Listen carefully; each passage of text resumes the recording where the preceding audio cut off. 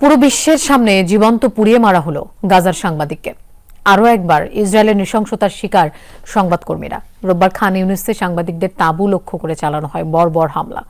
আলোচিত সাংবাদিক হিলমি আল ফাকওয়ার সহ মারা যান 2 জন। দগ্ধ ও আহত আরও 7 জন সাংবাদিক। গাজার দক্ষিণে খান ইউনিসের নাসের হাসপাতালের বাইরে ছিল তাঁবুটি।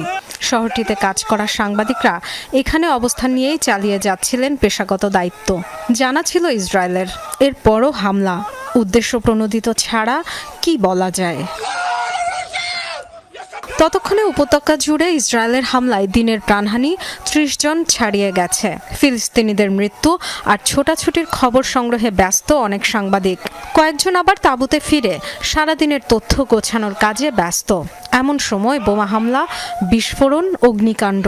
ভেতরে আগুনে পুড়ছে কেউ কেউ, বাঁচাতে ছুটছে সহকর্মীরা। নারকীয় এক পরিস্থিতি, যা এখন গাজার প্রতিদিনের দৃশ্য। আগুনে পুড়ে নির্মম মৃত্যু হয় আলোচিত সাংবাদিক হিলমি আল ফাকওয়ার। কাছাকাছি থাকায় প্রাণ যায় ইউসেফ আল খাজিন্দার নামে আরেক তরুণের।